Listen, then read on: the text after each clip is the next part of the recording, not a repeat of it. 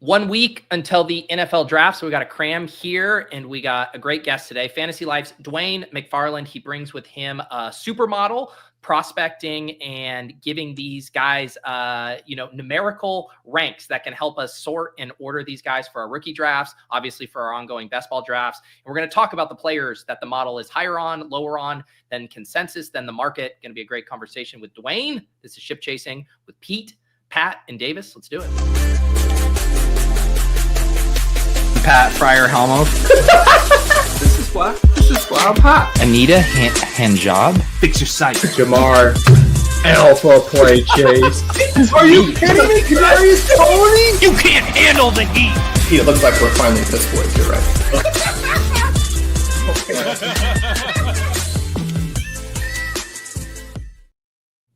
All right, Dwain, welcome back to the show. You've been hard at work in the lab. Are you getting excited for the NFL draft?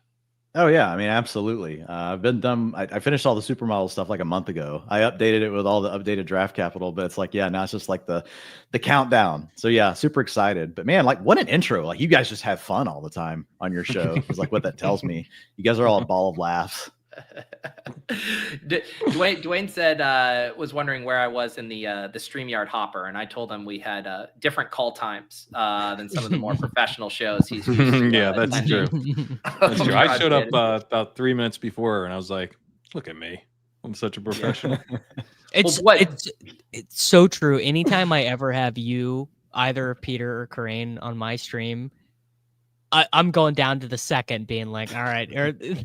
Are these dudes showing up with you? And Peter, I know you always will. Corain sometimes will roll in like 3 minutes late, and I'll be like, "Well, I'm just gonna start because I know he's gonna be there." That's what they call a $2 million difference. When you win $2 million, you're allowed to be a minute and a half late. We do have a lot. If Fantasy Life, like the production team has like a diva rating on all of the personalities at Fantasy Life, and it's based on how late you show up to meetings, like how uncooperative you are with the script, all those sort of things. So I'm not at the top of that ranking. I honestly don't know where I am for sure because they don't share it with us, but they do talk to us about it. And if we do something like that, it's like, oh, moving up in the diva rankings. So well, you know how they back tested the model, so you kind of know how the way to put your finger on the scale. Yeah. To make sure how are you not trying to like figure out, like, if I would want to like create my own diva rankings and then try to see how close they are to the actual. You got to predict this, you know. I think sometimes I'm scared of the truth. What if it's me? What if I don't want to know that? You know, I mean, so yeah, it depends. I will say, sorry, he's not here to defend himself, but right now it's Thor. Thor is at the top of the diva rankings. We really don't know who's second or third, but we know that Thor is at the top. Now, correct me if I'm wrong, but I believe that's just because Thor keeps crazy hours. Thor. He's like up at like 3. Like, it's very. I've tried to have Thor on shows a couple times over the last year, and sometimes it works, sometimes it doesn't. But Thor and I we're like two ships passing in the night. You know, I wake up at 5 a.m. He's going to sleep at 5 a.m. Like we actually just don't cohabitate the earthly plane at the same time, basically. Yeah. Well, it's like a lot of times they say in Hollywood, right? Like working with some of the mad geniuses, can actually, they're erratic, but that's the price we pay for someone who's willing to rank 500 prospects, which is what just came out today with the Thor 500. Amazing so work. It requires some diva to be able to accomplish that, I think. Yeah. It's like being a wide receiver. Like, you got to have a little bit of it in your bones or it's not going to work out for you. Yeah. And I'm not kidding about that. If you guys didn't see, Thor dropped his top 500 today. I had to look it up. I was like, 257 players get drafted in the NFL draft. And this guy came out with a big board with 500 players. So if you were a UDFA freak, the fun part in it is he has a player comp for every single one of those 500 players. Wow. So, and I think he really tries to have them not repeat. Like, he tries to not use the same comp again. If I had a list of 500 players, by the time I got to the end, like, I probably would have used Drake London like 74 times. Yeah. Dwain, do you want to be the 900th person to compare Tet McMillan to Drake London, or do you have a fresher comp?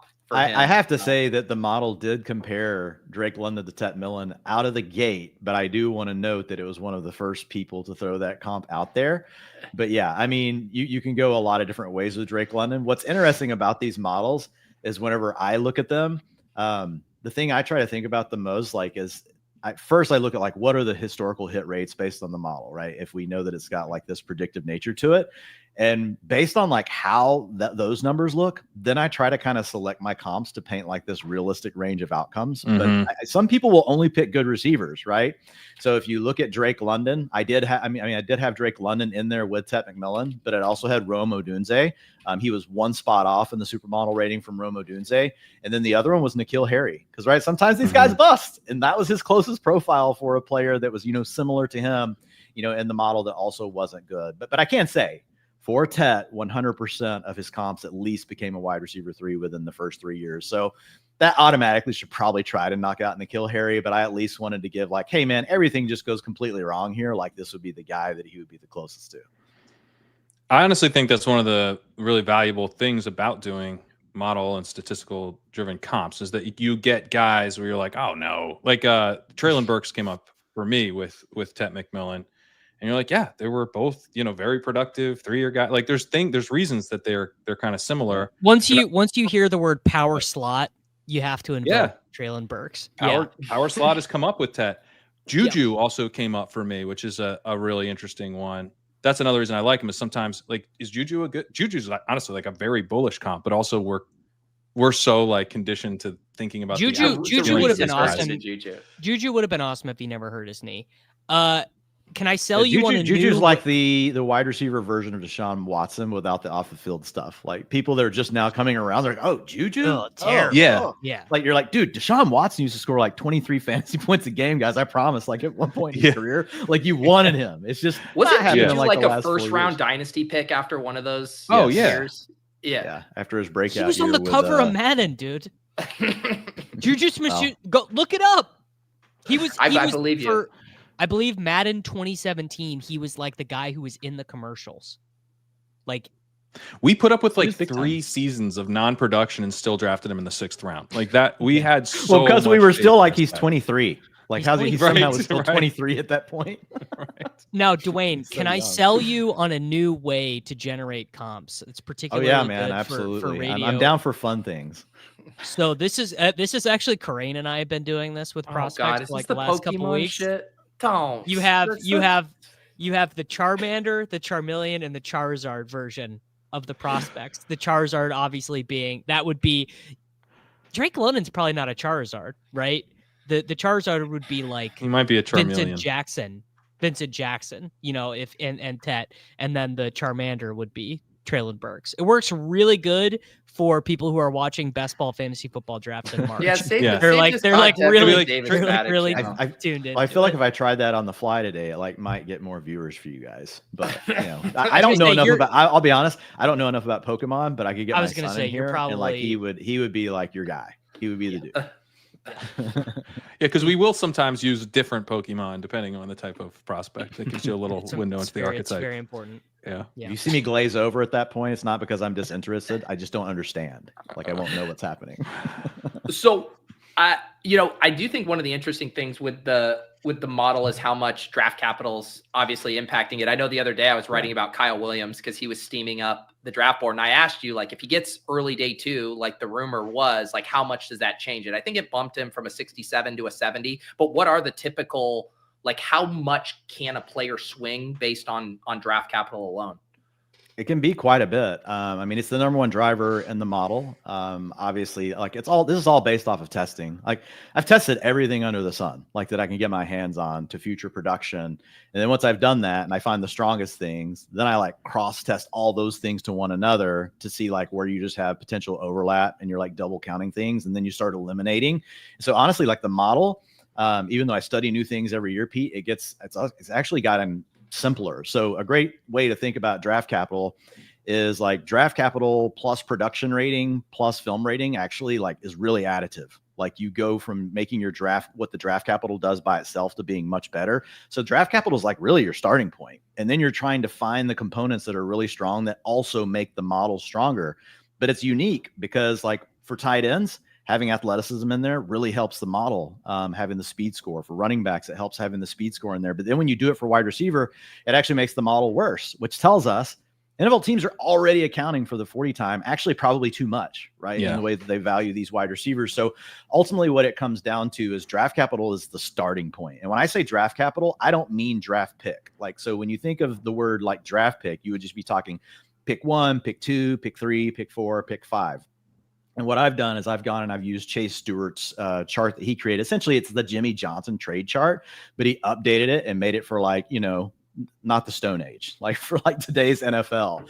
And sorry, Jimmy, I love Jimmy Johnson, but he updated it. And so what happens is early in the draft, basically between rounds 1 and 2, you guys know this, like the value of a draft pick is not linear. Like when you move from pick 1 to 2 to 3 to 4, you don't get this equal drop off, right? And the value of the players early in those rounds, you really get this logarithmic curve. I mean, so it's like basically like it's like a cliff that then starts to smooth out, and it gets really flat towards the end of round 2 on through the rest of the draft. So Pete, to answer your question, for a player like Kyle Williams, he was undrafted when I wrote the first version of the Supermodel a month ago. He was projected to go undrafted. Stay woke. Then he moved into like round 6, and then Chris Sims came out with his thing, and that's obviously influenced the market. And now you're hearing these team visits and the potential pairing with Cam Ward, all this stuff. So now people are saying he's a round 2 pick. So what happens in a case like that is, yeah, he's getting credit for moving up, but it's not as much as what some people think. And I've had people ask me that. They're like, man, well,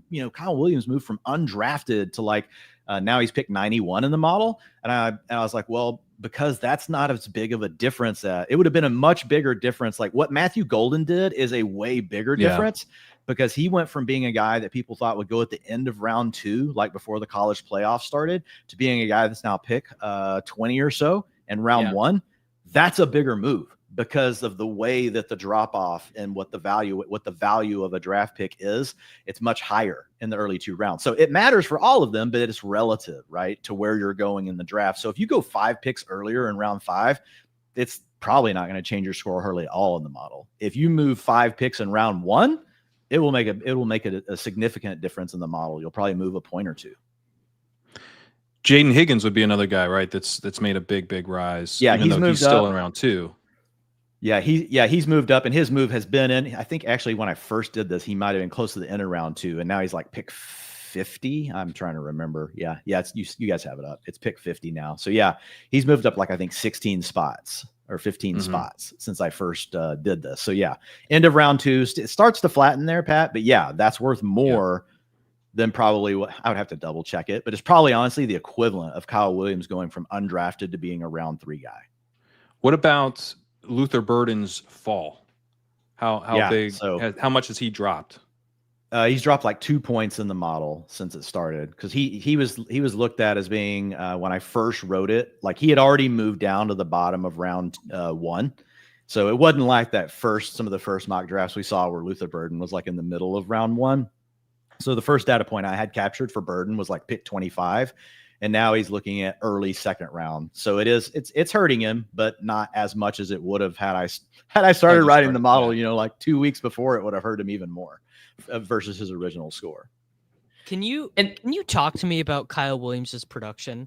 I've only gotten it from the film people. I just have not had a super serious data person be like, and this is why Kyle Williams is going to be a good dynasty pick for your fantasy teams. Yeah. So the cool thing is, I mean, what this is doing is it's looking across all those components, but to tell you like how it works, Davis, for Kyle Williams right now, I mean, if you look at him, like he's getting credit obviously for his draft capital in the model, but his production rating is an 80, and everything with the supermodel is on a scale of 50 to 100. Okay. So 75 is like basically the middle point. Anything above that, you're starting to get into the better, ranges of it. Now, there's 2 things that go into production rating. And first thing is adjusted career receiving yards per team pass attempt. And when I say adjusted, that word means a lot of things. One, I adjust for the schedule. So I go back and I look at their I look at their strength of schedule data from College Football Reference. I use that. And then also their program quality goes into this, like how good of a team did they play on? So I do that by using the Football Power Index from ESPN. I really love using that because all the way up till the end of the year, right, they're doing simulations with that. It's not just who finished first and second. They're running like 20,000 simulations on how everything can finish, based on all the different components. So Power Index then determines like how good of a team you played on. And so that starts to tell us, okay, great. How good were probably the players around you? The next layer of that, it looks at all your teammates and like how good their receiving yards per team pass attempt were. And if they are over certain thresholds, the model actually starts to adjust. Like this is made for Ohio State, essentially, and for LSU. For I've these done stuff like this with programs yards per route run because it gets tricky. Yeah. So it looks for thresholds for those things. And then what happens is based on that, it starts to discount what it would expect from you. So essentially what it will do, it will say based on your strength of schedule, the strength of teammates that you played with, how good your program was, and then your age class adjusted stuff, right? When you broke out, it takes each one of those things and it looks at here's what your expected number would have been, how much were you over or under expected? And then those 4 components get weighted and put together to give you this adjusted career RIPTA, which is pretty good for Kyle Williams. It's in the 60th percentile, and it's already counting against him, Davis, that he was in a 19th percentile program quality. So essentially zero competition, bro. You're on the field all the time. Like everything's coming to you automatically. And then it looked at his strength of schedule, which was in the 35th percentile going back to 2018. And that was a 67 rating in the supermodel. So all those things come together. So once you look at that and like look at his career adjusted RIPTA, that's the first component. That's really good in the 60th percentile. And then the other factor, like you want things that are complementary. So there's going to be overlap in this because I use their career targeted quarterback rating. You could argue you want to use yards per route run for this. I think you can use either one. This one showed slightly more strength for me. And I wanted to somehow capture the playmaking ability. And as much as we think touchdowns are variants, the model still slightly cares about them. So he had a 106.5 career quarterback rating, which is in the 53rd percentile. So those two things come together and that gives you an 80 production rating. And this is what I can say about him. For guys expected to go in round 2 and 3 of NFL drafts, like going back and looking at it, like that stacks up.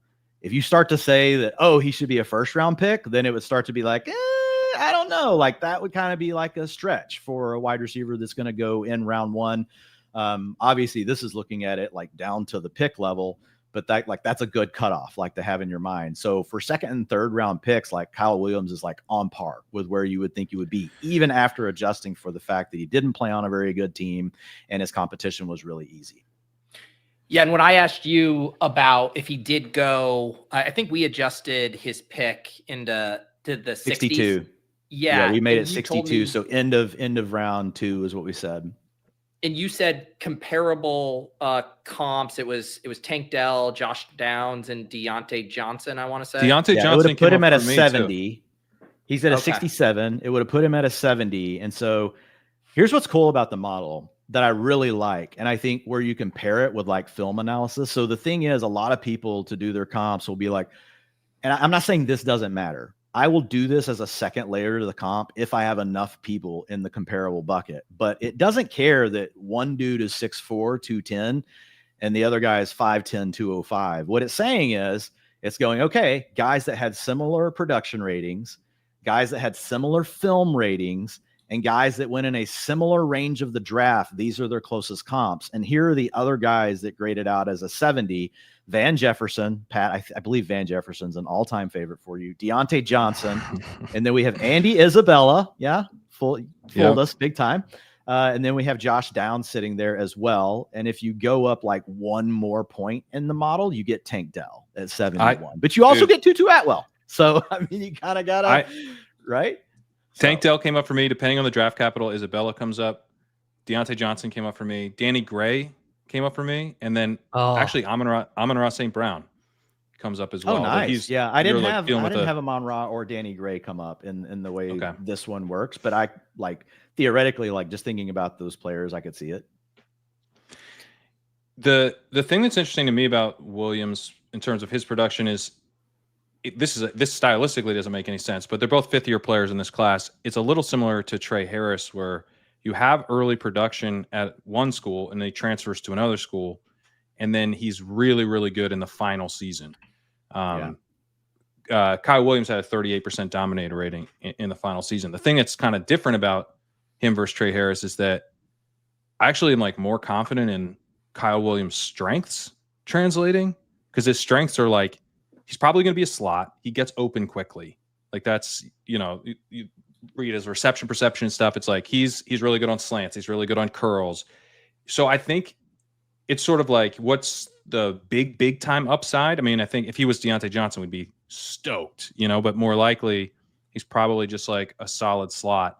Tre Harris, you're like, this dude could be, I don't know who came up for you with Tre Harris, because he has some. Tre Harris came in as a boom bust 71. So if Kyle Williams moved up to the end of round 2, he would get pretty close to Tre Harris. He had a production rating of 81, right? Which doesn't care about draft capital. That's just looking at their production rating. And you talked about like when they broke out. So the way the supermodel thinks about like when players produce, it's not binary like you broke out or you didn't. Mm-hmm. What it does is it does give more weight though to what you do in year 1, 2, and 3 in college, and you get less weight in year 4. So if you do really well in year 4, the model will still care about it, but like you have to do like Tyler Warren well. You have to be like, oh my God, we didn't even know who you were, and now we might think you might be a superstar. Does 5.21 yards per route run help? Yes. Yes, that does help. So with Tre Harris, like you mentioned, like the breakout really wasn't until the final 2 years, and he had a really good, final year. It was strong enough to get his production rating to 81, which actually says a lot, but also his career targeted quarterback rating, which is like, okay, what'd you do when you did get your opportunities? The quarterback actually targeted you. What did you do with it?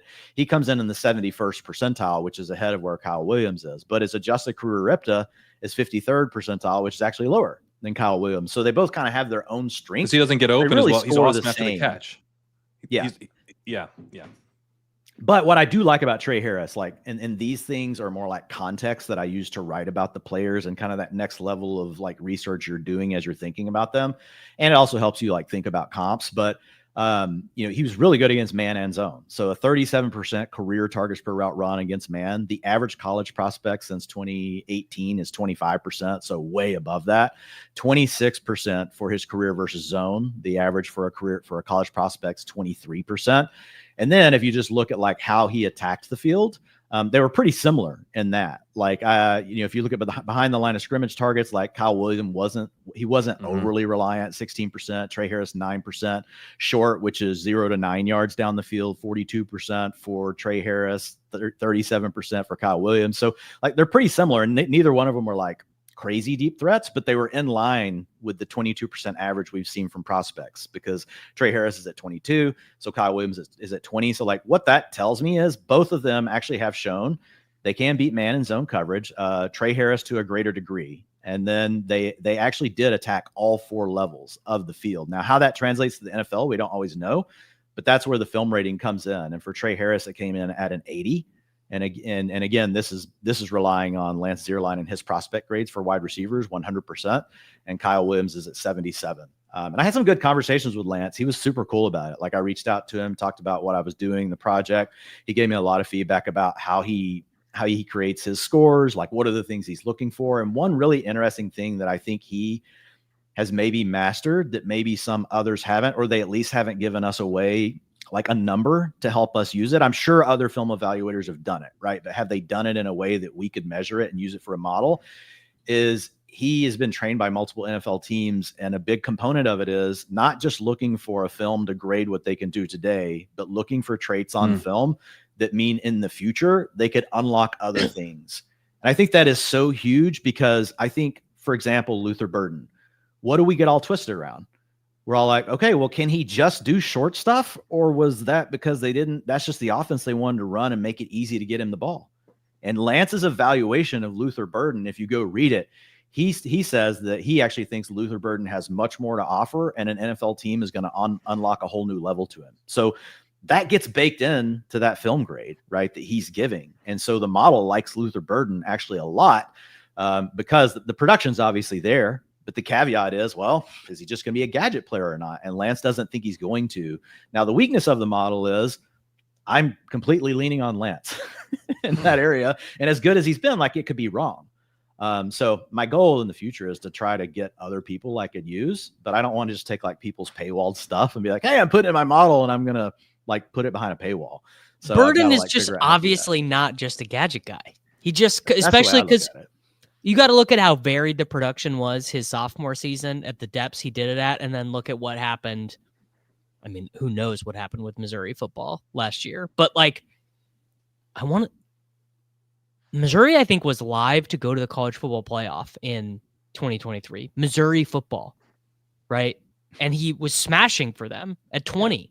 He was, and then everything went off the rails last year. But I think the cool thing with the Burden model, stuff, like it's giving him big credit for the sophomore, but it's Yeah. not being binary. It's also docking him a little bit for the fact that as a junior, because that is a year that matters a lot in the model, that he didn't do as well. But it's blending them. It's not saying, oh, you got to pick one or the other. Like his adjusted career RIPTA came in at the 64th percentile, right? So it's higher than both the other prospects we just talked about.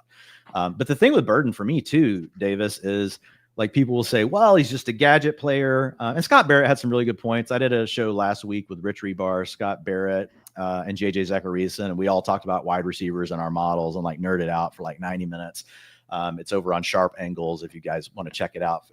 Rich did a great job pulling us all together. We had fun. But, Scott talked about the behind the line of scrimmage stuff, and the fact that the other stuff was on like fades from these wide hashes, which won't work at the NFL level. And so it's like, I could see some of those things, but sometimes I wonder, are we getting too granular into something that's really not predictive? Like it could just be total randomness, right? And it could matter. It might not matter. But the thing I look at is the dude had a 32% targets per route run against man. Guess what happens when you get man coverage that's immediately jumping your route when it's just a gadget play? They can't throw it to you. So you do have to do some other things to get these targets against man. That's the 49ers offense. Like Brock Purdy drops back. Oh, zone coverage. I'm throwing it underneath the Deebo Samuel, and he's going to run a freaking screen. Oh, it's man coverage. They're biting down on it. Oh, Brandon Ayuk's running a backside slant route. That's there to beat man coverage. So like, as I dug into it, like even just from a production standpoint, I wasn't super worried about Burden. Another guy I really lean into is Matt Waldman. Because I think Matt, like, not afraid to make stands on players. He's got a process that he shares. Like, here's how I grade everyone. He gives you all the details, more details than most people want. But what I love about it is like he follows his process and he iterates on it. And he has Luther Burden as his wide receiver 1. And he's not worried either about his ability to progress to the next level. So I think there's plenty of film people out here saying room to grow for Luther Burden. And so I feel good about that. Yeah, Burden, I ended up having. I was going to have him wide receiver 5 with Hunter as a wide receiver. I ended up having him wide receiver 4. I ended up going Hunter, Tet, Abuka, Burden, Golden. And it's just the ceiling that really scares me as from a fade position, on Burden, where you're like, if you just zoom out and look at like the most predictive stuff, like he looks great. When you look under the hood, I share some of the concerns that Scott has, where it's like, okay, so like a ton of his career targets on deep targets were contested. And that was actually like worse in his breakout season. His good season, that was worse than in his career numbers. So like, just for the record, on the data I studied, I did do a study on contested catches, and it correlated actually with better future fantasy production. So I don't think it's because like you want them. I think it's because the quarterback is such a massive part he'll trust of contested catches. Yeah, it's okay. They throw late.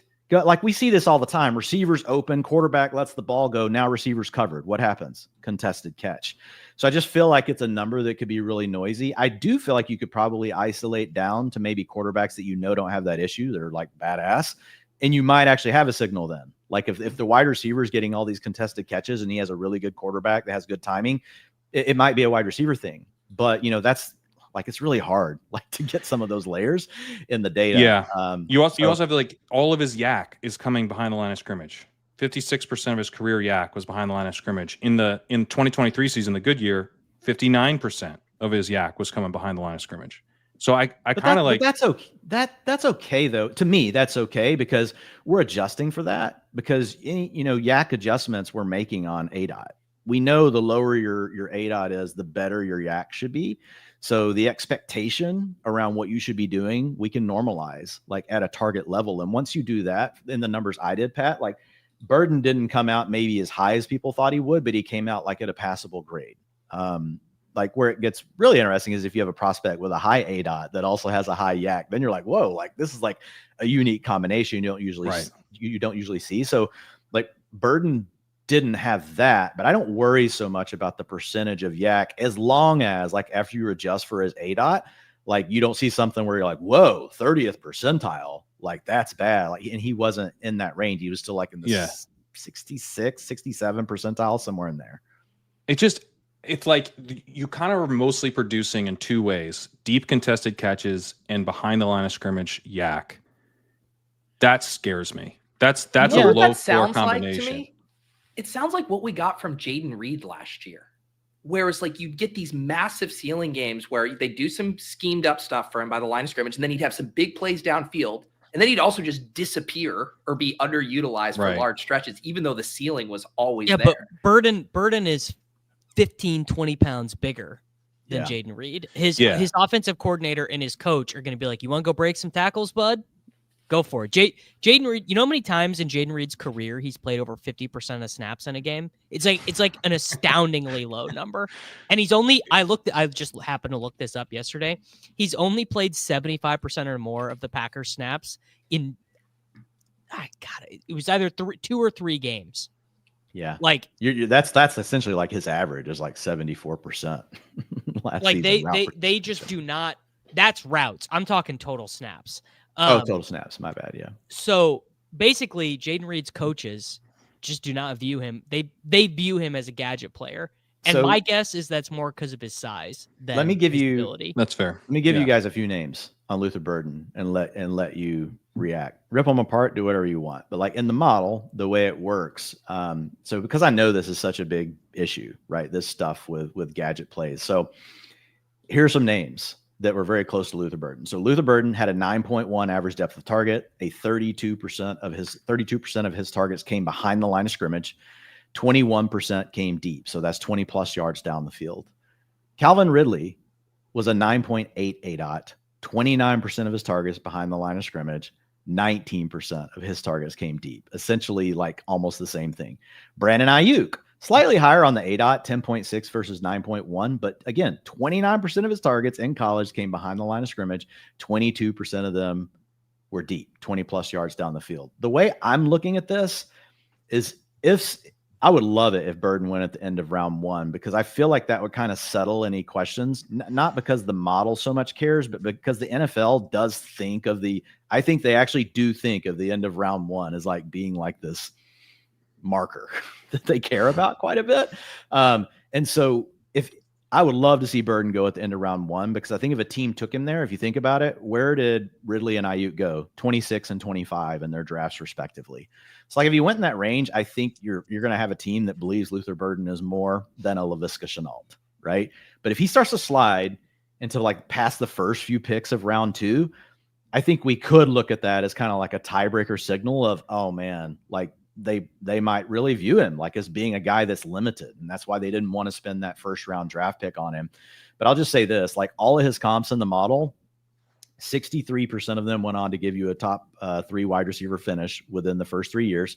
53% of them were wide receiver 2s. And then 16% of them went on to give you a top 12 finish within their first 3 seasons in the model. So I think like if you're trying to label Luther Burden right now, it's like borderline wide receiver 2, sliver of wide receiver 1 upside, but there is a little bit of like wide receiver 3, wide receiver 4 danger. Like the data's telling us that. The closest comps I gave him were Ayuk, Debo, and Shenault in the model. Well, I'm surprised DJ Moore didn't pop. DJ Moore is the top guy for me. And yeah, I've had a lot of people say DJ. He was close. I could have included him, but he was like another point or 2 off. Yeah, he's close enough that I wouldn't argue with it. DJ Moore is part of the reason that I'm like, and like I had Justin Jefferson come up. So I'm like, I don't want to. The downside is kind of Jalen Reagor-y, but the upside is massive. So I've been selfishly, I kind of hope he goes second round so that we don't have to pay all that much for him. Like I would love if he went like second round to the Titans or something. So he has like opportunity, potentially good quarterback play, but we're not that excited about the offense. You don't have to pay full price for the upside in best ball. I ended up liking him a little bit more in Dynasty too, because I kind of see it as like, if I'm going to get the mega ceiling, it might take 2 or 3 years as he improves on certain things and develops into a more complete receiver. Cool scheme landing spot would be nice, like early. If he lands with a coach where you're like, they would actually be willing to like design this. If in fact his profile really is contingent, which I really don't think that we know, but if it is contingent on needing the gadget looks landing somewhere, like obviously I think we probably all agree, like had Debo not landed in San Francisco, as much as we love him, he wouldn't be this version of Debo that we've seen. He might have still been a good player, but still in the league, getting a second, third contract, all those things, but wouldn't have been the fantasy superstar that we got like every other year over like a 5-year stretch. Well, and you get the double whammy for the late round one, right? You get that draft capital cutoff that you're talking about. That's super important. But then the last 5 picks are Lions, Commanders, Bills, Chiefs, Eagles. I mean, all of a sudden you're going into literally the best offense. Yeah, you'd want to trade up from another team coming up to make the pick. Like ultimately would be the best. A team that I think on the Bills, like Bills, Josh Allen with Burden, I think you'd start to get pretty excited. He would go 43, 588, and 4 so hard on the Bills, man. It would be, it'd just be, and we'd get at least one cut, one on Red Zone. They're showing, an animated conversation between Luther Burden and Josh Allen after Josh throws another pass to Dalton Kincaid in the red zone where Kincaid can't quite get his hands on the ball. That'd be I don't know the announcers' names, but you usually imagine the other one being Doug, and they've got Curtis Samuel out here again, not Luther Burden. Do you put any stock into the kind of the character stuff that's come up? Like it hasn't been anything crazy. It's just like, oh, I quit on routes, or like stuff about like his family and girlfriend and stuff. And I didn't even mention it in my write-up because I'm like, his draft capital is falling, so that's probably capturing it. But do you have any thoughts on that part of it? I let draft capital handle that, and the reason why, is I would just be guessing. I would be just trying to get secondhand information that's already just secondhand from the firsthand information that's probably, to your point, already pushing him down boards. Right. Where I think it could be interesting is if you heard all those things and he moved way down in mock drafts, and then suddenly one team took him at 15. Then maybe you have like this flag in your head of, okay, but man, I'm not sure if this team didn't take him, like really would another team have taken him in round 1, like that kind of thing. Like last year with Jermaine Burton, apparently like he was off like 60% of the boards, but all it takes, right, is the one team to take him. That's obviously not a great example because it wasn't like in the first round of the draft.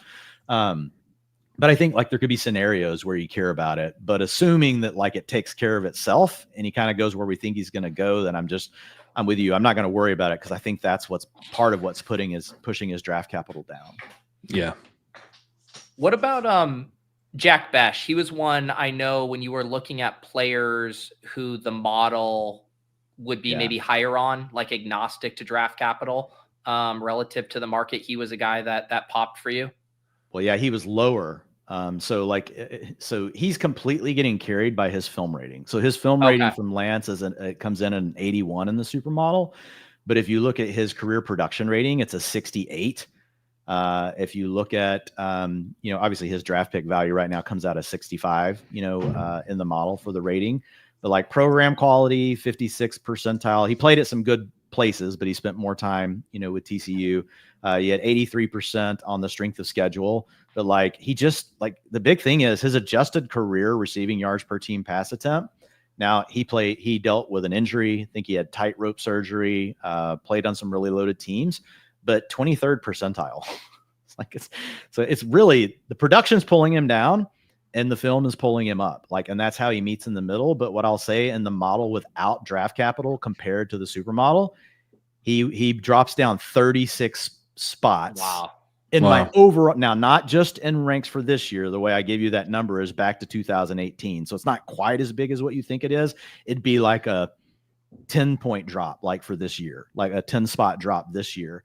So, and that's okay. Like I went back and looked for profiles that were like this, that were like people saying like he's, or I say people, Lance in this case, saying, hey, film looks good, but like the production was never there. And you do get some hits from it, but man, it's really inconsistent.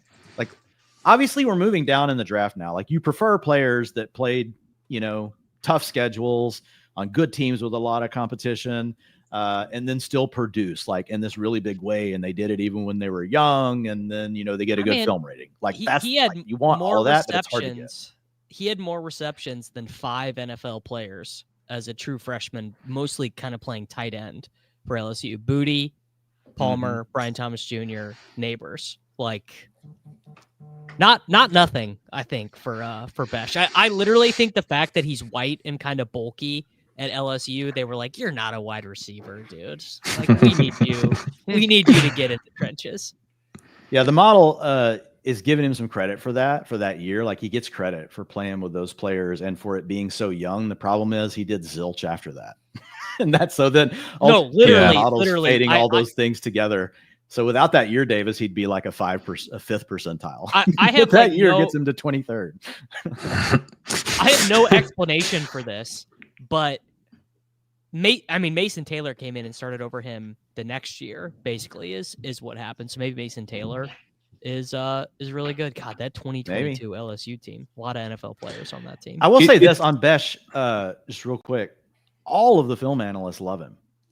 Mm-hmm. Like, I listened to Ben Solak with Mina Kimes. He loved him because I try to listen to the film analysts like when I'm like doing yard work and stuff. I listen to the stuff like that I'm not constantly doing to try to like help me get better and think about different angles to things. And so Matt Waldman also had positive words about him. Lance Zierlein gave him a film grade of 81. Matt Harmon has talked him up. So I will say, like, to a man, the people that I like actually spend a lot of my time listening to for film evaluations have actually spoke very positively about him. So the feedback's pervasive in this case. It's not like one person like he was like the talk of the Senior Bowl as well. Like, he has impressed people. Yeah, Thor likes him. So doesn't love him, but likes him. It is weird that his, like, when you look at his profile, you know, there's like, okay, he's pretty interesting as a freshman. Then he has a 9% yardage share and a 6% yardage share to follow that up. He's like pretty solid in his senior year, 27%, 32% dominator rating, actually decently efficient, not amazing, but like he pulls out of the tailspin. But you look, I'm like, okay, I've been trained. I'm like, is he Puka? Am I going to go find like some crazy underclassman yards per route run and he was hurt? No, the yards per route run are like bad during this period. So it is strange. Like, he is kind of the classic, to me, like the riskiest thing you can be is a guy who like was nothing until you went back to school for your 4th year or 5th year and then became something that year. Dude, like literally that of all flags, the reddest flag that you could possibly It's the reddest. It's the reddest. But it does seem like he wins by getting open.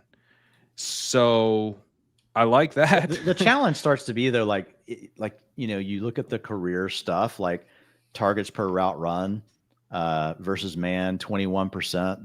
That's below average for a college prospect. Like, and not even caring about what round they go in. The average college prospect is 25%. Like, he's below that. He's below it for zone. His career target share obviously is low, 13%, but his best target share season is 21%. And you know, Pat, you study this stuff. Like, that's nothing for a college receiver. Like, we have guys that get 37 and 40%.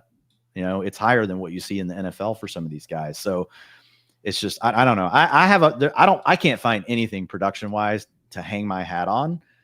I could call out a caveat, and I think Davis gave it. It was the fact that what he did when he was so young on such a good team, I would say, hey, like, it's worth noting, and the model's giving him credit for that, but it's not enough to like overcome all this other shit. Are there any, you mentioned kind of like getting other film opinions, even if you're not using them in the model. Have you noticed anyone that Lance's film grade really diverges from the rest of the film graders that are making you question how much you want to rely on it in the model? No, I mean, he's a little higher on Burden than some people that are more split. So that, going back to that was one. But then Matt Waldman also loved Burden. So, but Thor had concerns about Burden. Thor's concerned that he actually might just be a gadget player. So, but that's one that's been kind of like split down the middle. It wouldn't be like, 75% of people are saying that this is bad, but Lance is saying it's good. So there's not, I'm looking right now. I'll give Lance credit. Like, he had a good film grade on Matthew Golden, like, early. And then like the buzz, honestly, he's had several guys like this where I'm like, oh, well, Lance just like had that dude there in February. So I don't see, I'm looking at him. Like, I don't see one that's like just sticking out to me. That's like, he loves them and no one else does. There probably is one, just because you guys know how the film stuff works. Like, if you've talked to one film person, you've talked to one film person like that. I mean, that's the way that goes. But there's none that are just sticking out to me off the top of my head. It also takes a while to watch film. So I think some of the Kyle Williams rise is like, did people not get to him? Yeah, When, he was when the did you wide get to the he was Kyle the wide Williams tape? receiver 19. So Yeah. so it took you until February 19th to get to the Kyle Williams. Yeah, you film. hadn't watched him yet. Yeah, I mean, his last name starts with a W. I mean, maybe we're going alphabetical. Yeah, I don't know. Dude, I really do try new to edge unlocked in early best ball drafts. Draft the guys. I do tend to lean towards the people that I know grind this stuff all year, and like that's their job.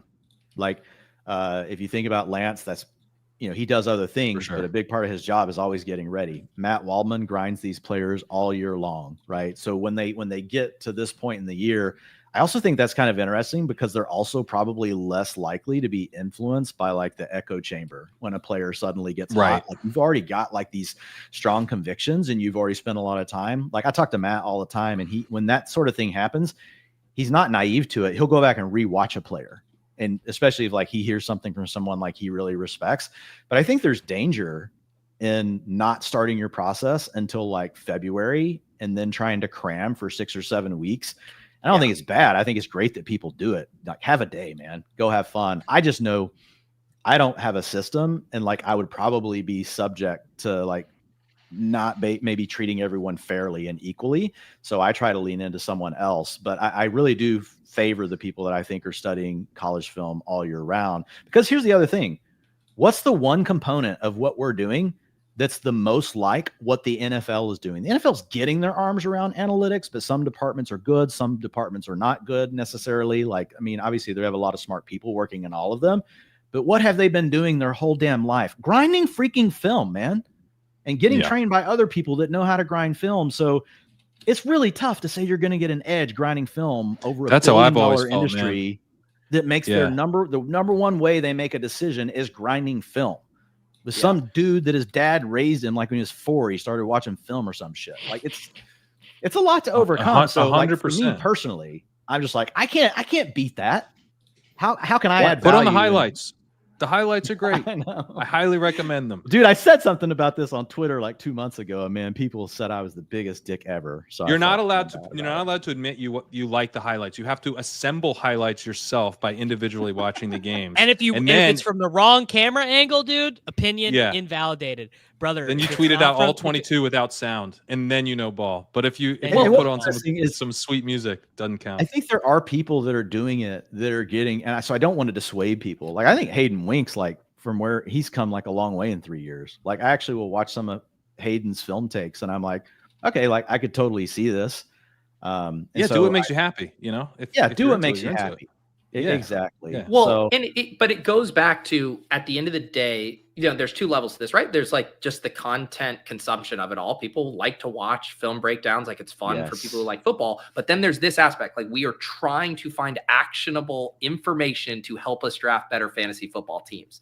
And of all these film grinders, there's literally only one that you can use to build out a robust model that isn't like a black box thing, that isn't paywalled, that allows you to actually search if there's signal in it. And just think how much better this would be if all of those had the like comprehensive database that Lance does. And then you could test them. You could see who's good at this. The competition would make everyone better at their film grades, less sloppy with it. Cause it'd be like, fuck, could you imagine? Like, this is getting aggregated and back tested. Like that's the thing I think we're missing with it. Is like, let's have more people being the first person, Pete, that has to share your findings of how the film graders all did. Oh no. Oh, God. Like I don't think I would have it in me. Like you just would get railed. Well, that's like Coach Speak Index. They just launched their mock draft index, like looking at the mock drafters with the best historical success. Because again, we're in this era where everyone has these mock drafts, and you're like, yeah, they're fun to read, but it's also like, who's actually good at this? Like, it's hard to know. For sure. You are so right, how though. much people love the film stuff for clicking, for the click to get them to come watch something. This, what we're doing, has a very there's a lot of people now. The people that love it absolutely love it, and they really want the content. But like your average person, like this is a stretch for them. You know, this is kind of like they're probably not going to watch this. I mean, sorry guys, sorry to bring your show down for the day, but like you know, it just you're used to it.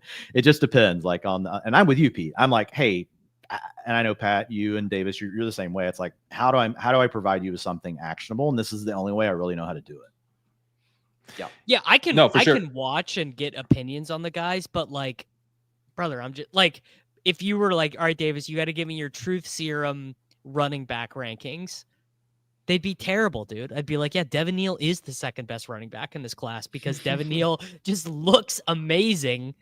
But, you know, there are a lot of reasons to think it's not going to work. You know what would be an or amazing, whatever. an amazing a test would be somehow all the film grinders that grind the film all year and all the insiders don't leak any information around where players are going to go in the draft, and everyone has to actually then go do their film evaluations. Yeah, for sure. Say, do you know how much it would change? What I will tell you is like the model would be the same way without draft capital, but I've tested it without draft capital. And then I tell people, here's how good the model is without it. Here's how good the model is with it.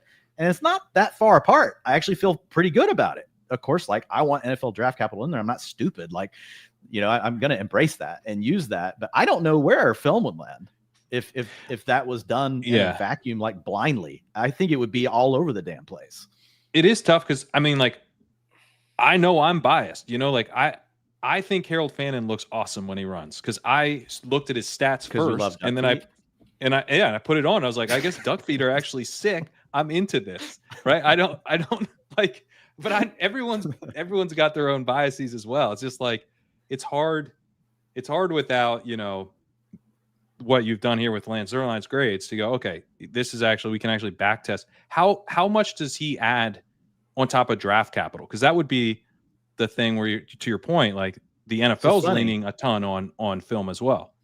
Yeah. So I talked to him and you know, he bases this all on film and on traits, right? To get better. But when you work in a role like that, this was my question to him. I was like, hey, I got to imagine like you and your staff and your team, y'all are talking to teams. Mm-hmm. And I know you are, because I see the quotes. They put them in the write-ups, right, around the players. An NFL and an NFC scout director said XYZ around Jaden Higgins. And he said, yes. He says there's no way for it to not influence him. And he does start to get an idea of they view a player as a third-round pick. So there is still the potential for this to have draft capital signal in it as well. And when I test all the components against draft capital, the one that has the strongest signal to draft capital is film rating. And some of it is that. The other part of it is he's kind of following the process that they use the most, which is film. He's giving us access to like an NFL film scouts analysis. He doesn't work for a team. He works for the public, which is pretty sweet. But there would be overlap, I would assume. Yeah. And he said that. He said if he talks to a team that says they've got a second-round grade on a player and he's got him as a fourth-round grade, he's going to go back and rewatch that. It doesn't guarantee he's going to change it. But if he like goes, maybe he watches 3 extra games and now he suddenly does see some things that make more sense, he will change the grade. Again, all before the NFL draft. He locks them like once draft day gets here. So yeah, I think it's impossible to completely get that like out. I don't think there's any way to completely eliminate it from the work you're doing. We should transition to tight end. And I did put Harold Fannin on the cover. One, because we've been talking about him on dip chasing. As Tyler says, I'm into this. Corain now has a duck foot fetish. And it coincides nicely with the supermodel, because that was one of the first things I noticed when you published this year's version of how above market you were on Harold Fannin Jr. And it did push me to drafting a ton of him in the big board early. So what does the model like with our duck-footed king? Yeah, it absolutely loves him. I mean, his production rating is a 100. If any model did not like a dude with a 50% dominator rating, I mean, yeah, it would be. How did this work? Did the other or were there previous 100 tight ends that are now like 81? Yes, like they how moved did down. Did he break your model? Yeah, he knocked Brock Bowers out for production rating. Brock Bowers previously had the top production rating, and Harold Fannin freaking just ripped it straight from Brock's, pry grip hands. A 1.92 adjusted career RIPTA is the best score we've ever had in that category. And again, we're adjusting for the fact that he played a 28th or a 25th percentile strength of schedule, played on a 28th percentile program quality. It comes out to a rating of 64 in the supermodel. So it's already adjusting for all that, because that's the first thing. Well, I played against easy competition. I'm like, I know. And the model gives a projection of what he should have done based on other historical players that played a schedule like he did, and he still blew it completely out of the water. Like, so, I mean, what do you want me to do? Like, he still comes out Yeah. with this great grade. And then the other part is if we look at his career targeted quarterback rating. So what did you do when you got the ball? 125, that's 79th percentile. So he's like blowing it out of the water in both of these categories. And that's what gives him that 100 production rating. Like if you just look at to give you an example, his career RIPTA period. So just his receiving yards per team pass attempt and the games he played divided by his team's pass attempts was 2.13. He's a 1.92 in the adjusted, right? So it pushes him down because why? It's adjusting for his schedule. It's adjusting for his team. But once you do that across all prospects, he has the best grade ever still, even though Brock Bowers played a tougher schedule. So the thing with me with Fannin, like, so production rating's great. Pulling him up in the model, film rating from Zierlein at 77 is pretty good. But I think that it's funny, the things that people nitpick about him, right? If you look at it, they're like, okay, his weight.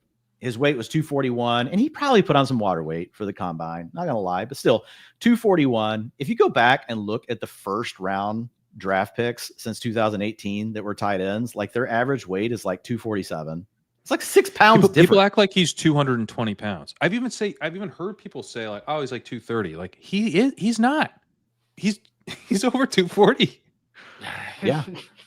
And I think so. The other thing you hear is, well, it wasn't an inline blocker, right? 43% of his snaps came in line. Well, okay. Well, what about Brock Bowers? 36% of his snaps came in line. What about Kyle Pitts? 50%. Ty Warren in this own class, 42%. Michael Mayer, 38%. Dalton Kincaid, 40%. Sam Laporta, 54%. So like he's in the range of all these dudes. And also, if you look at tight ends, the NFL teams are going to take in the first 2 rounds and then the top part of the 3rd round. None of them are blockers, guys. They bring them to the league to be pass catchers, and they just need them to be adequate at that other thing. And guess what? Right. I think the barrier to entry is getting lower and lower because we're seeing these guys play sooner and sooner, like Sam Laporta. Sam Laporta was a bad college blocker. That was terrible. A red flag for him. Yeah.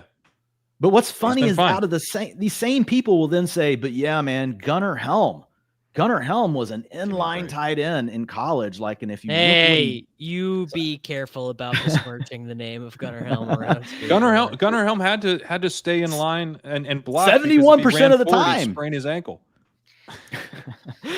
71%. And so people think that automatically means Gunnar Helm is good, but then Gunnar Helm had the worst PFF run block grade. Now, to be fair, it's because he actually was trying to. I was going to say he actually did have to block and got given tough assignments and played in the SEC. We need a run block grade over expected for these tight ends. That's what we do. Need. It's unironic, dude.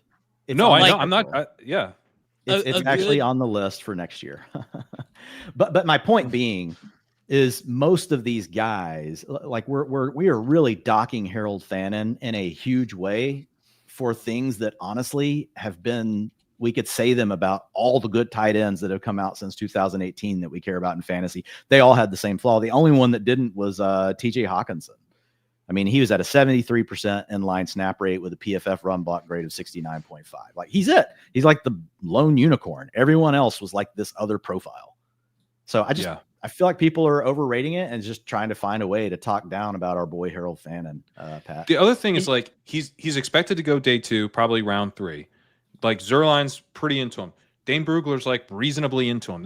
They don't love him, but no one's like, this guy's like a day 3 guy. You know, he's a gadget dude. Like he's a big slot tight end who's great after the catch, you know, and he doesn't do everything, but he does. It feels to me like the film guys agree, like he does what he does really well.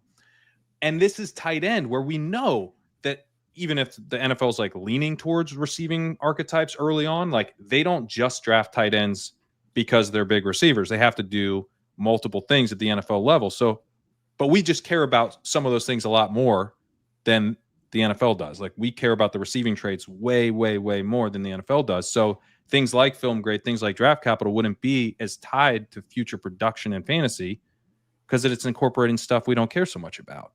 So the film rating, actually, what's funny, Pat, is the film ratings project really well to future draft capital. So I actually think the opposite. I think the NFL and the early rounds of the draft actually care about the same exact things we do. They're looking for the receivers. Now, there's a sliding scale of what can they do beyond being good receivers. And I think that's where Harold Fannin probably gets a little bit of a downgrade. But at the same time, like if you go look at the tight ends that have been taken in the first 3 rounds of the draft, they're all receiving prospects. They're not, you don't take Tip Riemann, in freaking round 2 just because you think he can play in 12 personnel and block. Second round. I mean, you get these guys who go like that are just straight up not receivers that go. There's a few. Top. Yeah. But not a ton. Like most Trey McKitty and stuff. Like there are some dudes who are like, "What's going on?" Like the Tip Ryman pick. I didn't even know who he was when he got drafted. Right. Drew I only Sample did because I do this work, but I wasn't Drew Sample excited. is a good one. It does happen.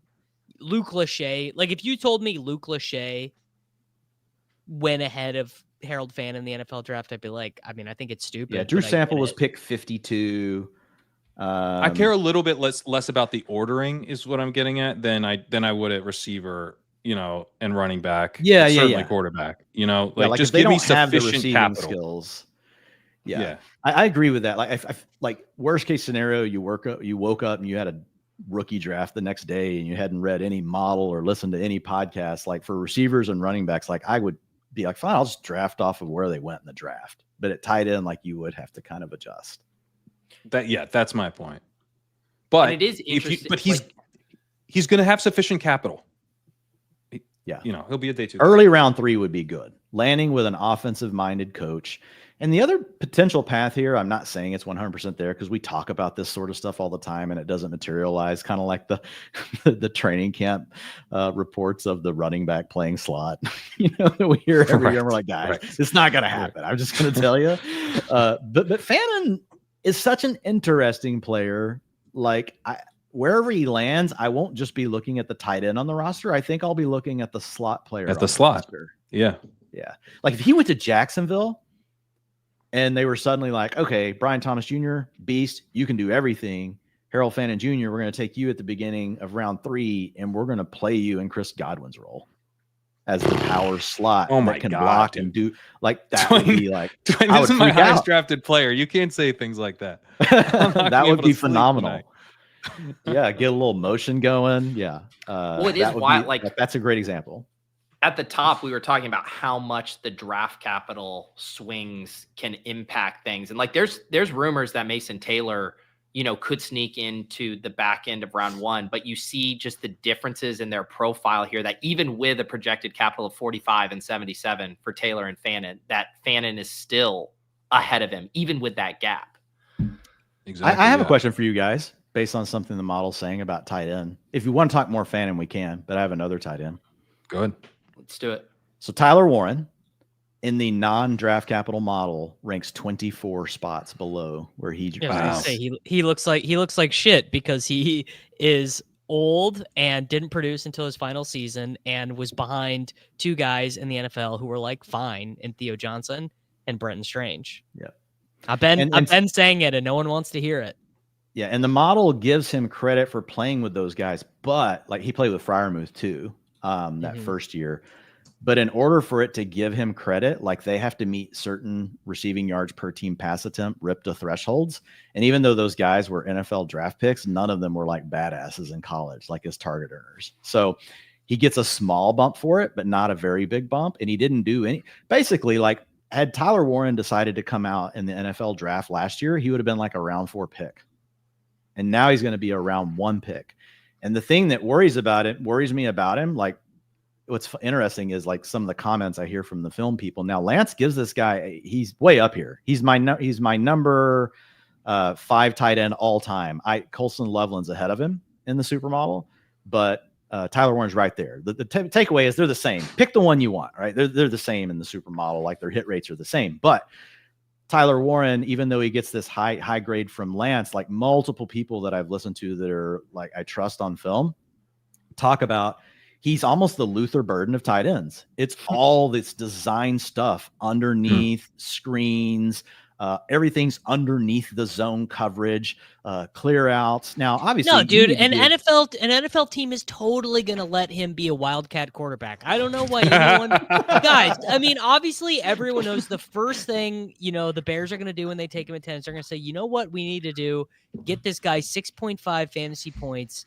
By letting him run in a touchdown from the 1. Totally. Look what we did with Brock Bowers. I mean, Brock Bowers, who is historically, as Dwayne mentioned, the number 1 prospect in his model of all time, famously, he got to the Raiders and they were like, our quarterbacks kind of stink, so we're going to let you do some of that cool wild. Oh, wait, no.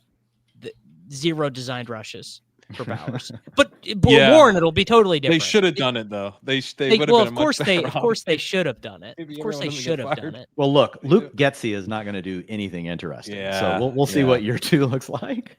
If Luke Getsy was like, he's in front of you at like the ice cream shop, and he's like rolling up and he's ordering in front of you, like he's probably like, tapioca.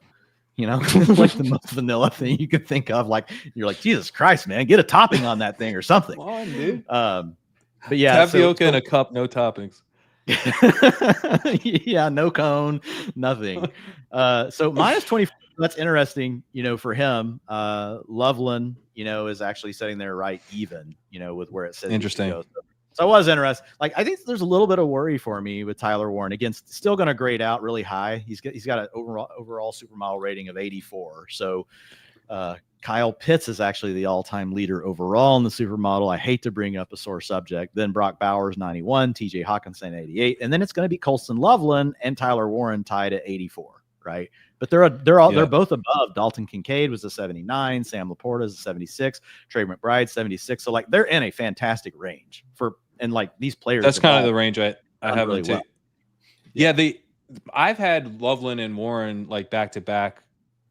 If I was just setting the market, they would have been back to back the whole time in best ball. But I am cooling on Loveland with this. Like, there's some rumblings about his shoulder. That's the only thing for me is like maybe long term that's not a concern, but it does seem like it could affect his draft capital a little bit. Yeah, I know he dropped like 2 in the last week, I believe, on NFL mock draft database. But so, I think he had been a riser until that point. Yeah.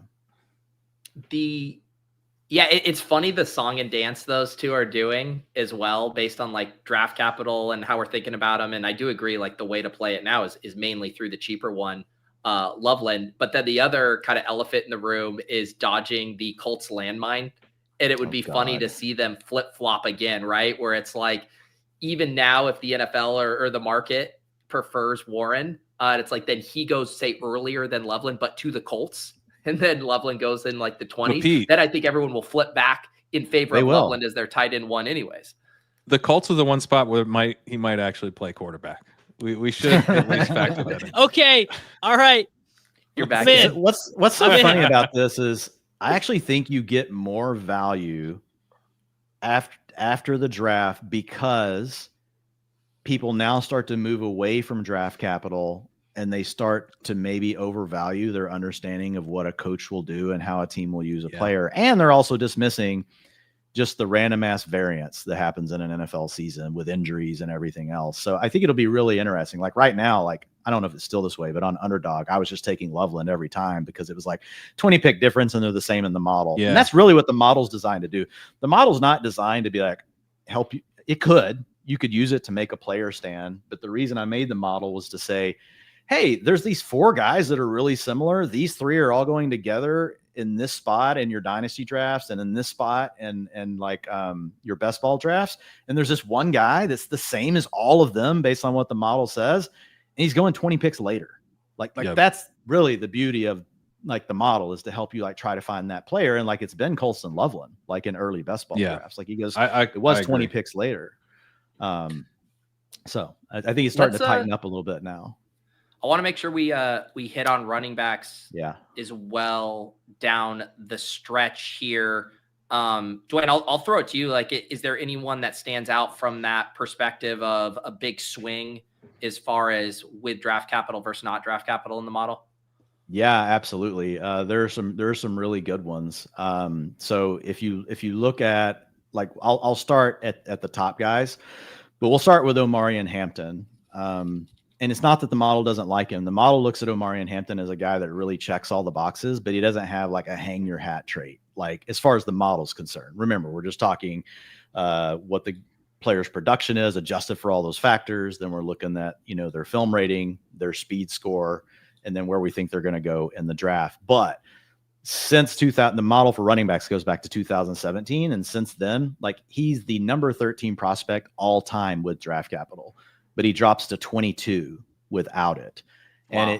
And so and it's not terrible. That's still not terrible. Like we've had a lot of good running backs, like, since, 2017. So there's been some really good players. Ass running back.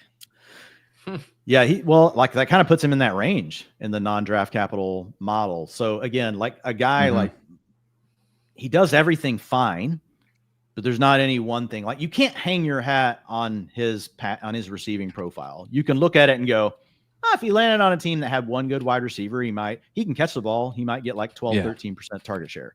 Lands on a team, like if he was Saquon last year on the Eagles and you have AJ Brown and Devonta Smith and Dallas Goedert, he's probably getting like a 7% target share. Like he's never going to be a centerpiece to a passing game.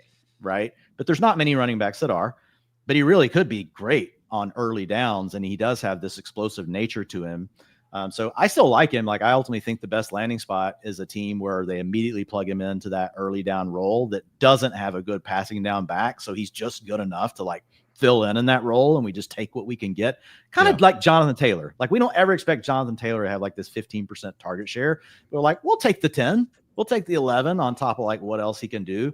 So I think he could even be like a Zeke, Yeah, I think he could too. Like, I don't think he's the same prospect as Zeke, but like once you get in the league, I don't like, either. and you land in your spot, I certainly could see him, doing what. And Zeke is a great example. Like in those years where the Cowboys were hurting a little bit at receiver, he would have that 10 or 12% target share, which was just enough. He'd never be a 16% guy, but he could be in that 10 to 12% range. Exactly. But he could also be like a Nick Chubb, that kind of. Just so that was one of the comps for Omarion Hampton. And to be clear, guys, he's not that good, dude. With just stylistically, he's not the elite runner that Chubb was, but it's gonna be such an insane bummer to not be able to draft Omarion Hampton in Best Ball Mania 6 because you're not gonna be able to get him in the 4th round. Take him in the 4th round now. Take him in the 4th round now. He's a priority. Brother. He's a genuine priority. He's going to be a 2nd round pick. He's probably like a J.K. Dobbins or something. Like I don't want to have to spend a 2nd round pick on him. So don't do it now. Yeah, I actually think Nick Chubb is very much in his range of outcomes. I'm such a Nick Chubb like truther stan of like how much I love him. I'm not going to argue like throw on the film kind of thing and just watch Nick Chubb. He's an absolute beast. Put on the film, dude. But traits wise across everything, man, like when you just put it all together, they're really close. Like and by what we mean is a really good early down runner that never becomes a major part in the passing game. Now, when you like just, look at all the raw stuff, like I agree, like Nick Chubb will probably have more yards per carry and those things for his career than what we're going to end up with Omarion Hampton. But man, I think they're very close as prospects. And here's the thing, like with draft capital, like looking at Omarion Hampton and where he graded out in the model, he's pretty safe. 92% of his comps became top 3 running backs. 77% of his comps were running back 2s. Wait, top 3 scores in a season?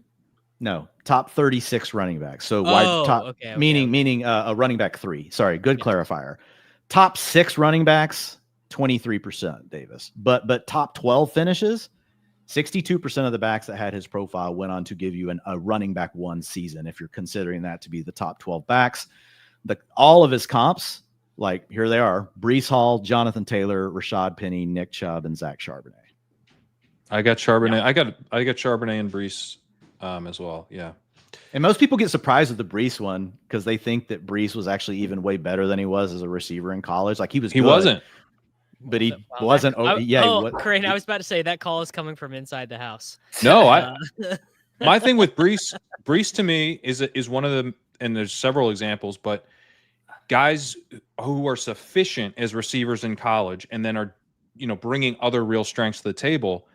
we got to leave the light on for them as receivers at the pro level. They could add that to their game. Now, if you're betting on them to like come in and specialize as a receiver, don't do that. But like, I view it as like you got your Camaras who are just absolutely dominant receivers. You know, from an efficiency standpoint, they were amazing. Or CMC, right? Then you go to like your James Cooks who are like flashing some really interesting stuff as a receiver. Then you've got like a big group of guys that Brees would be in, that like a Zeke would be in too, where you're like, yeah, they could probably do it.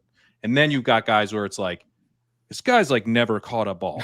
So you're like, he had like concerned. A 3% target share, like in his best year. Yeah.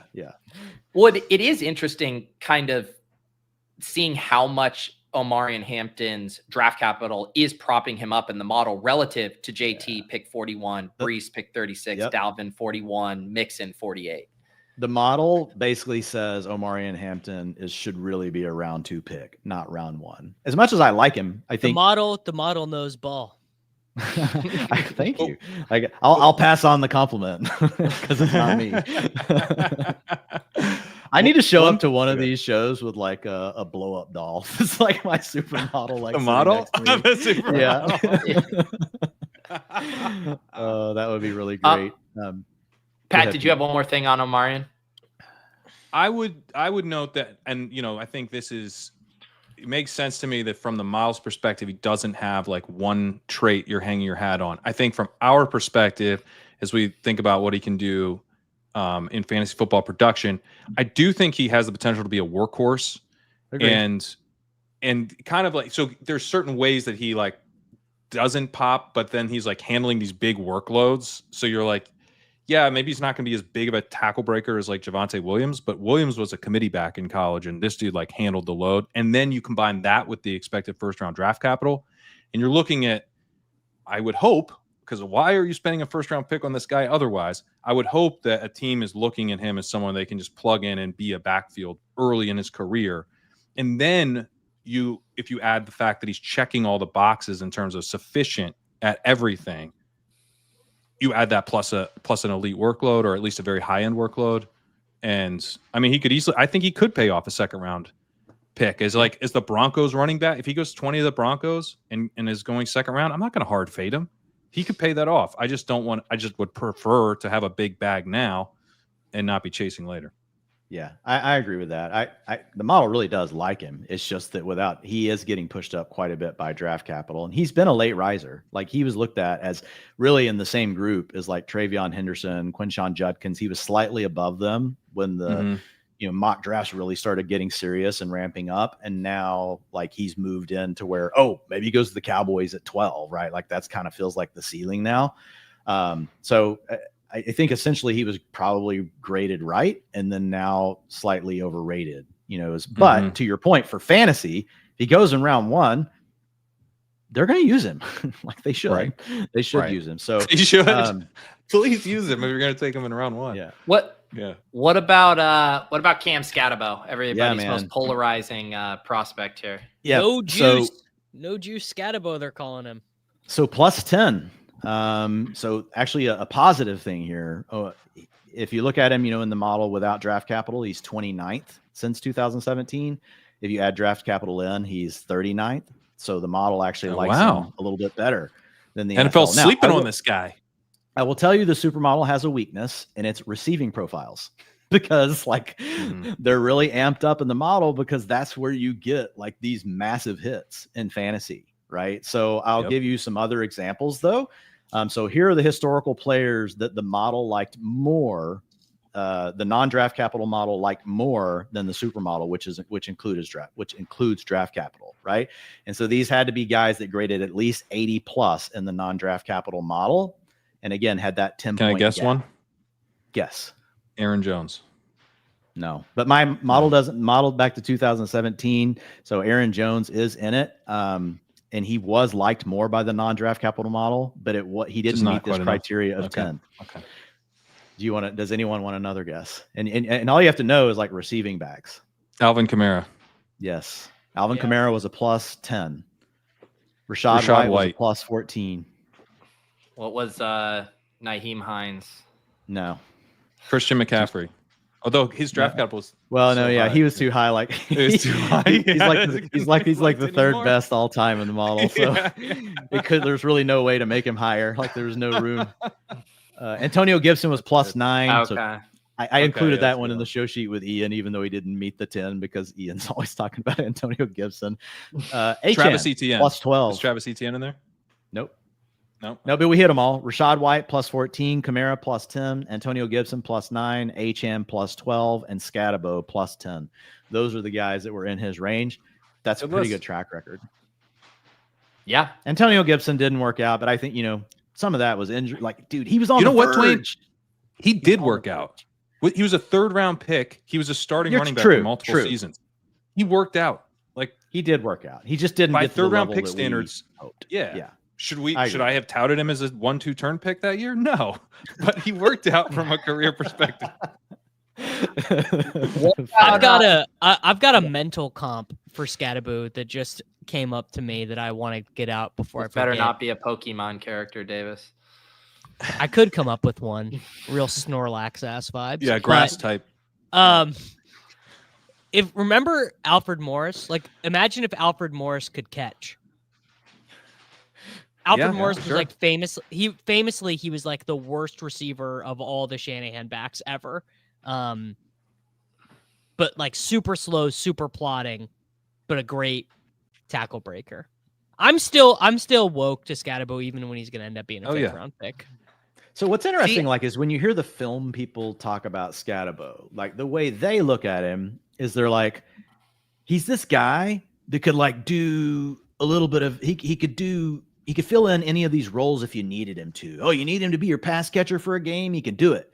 Oh, you need him to like get gritty and like give you 18 carries in a game? He could do it. The way the supermodel looks at Skattebo is like, what if he did all those things? Like he was actually good at all those things in college. And what if somehow he does land in a role, and maybe it's not long-term, but it's like, for 7 games in a season, right at the end of a best ball mania. I'd take that. Yeah, it would work out, I think. So, and the film rating for Skattebo is an 85 because remember in running back, I'm also including their composite career PFF run grade and their PFF receiving grade. So it's Lance Zierlein's grades plus those weighted together. So he has a really good film rating grade of 85. His production rating is an 86. If you look at his best RIPTA season, like 7, so receiving yards per team pass attempts, 75th percentile, best target share season, 16%. So like this guy can be the receiving back. He also carried a pretty big rushing workload at times in college. Yeah, he's a little older. Model's already counting that against him. Model adjusts all his production over his career for the fact that he did some of those things at an older age. So I like him. And I'll be really interested to see where he lands. I feel like he has a lot of outs, though, because he could do the things film people are saying.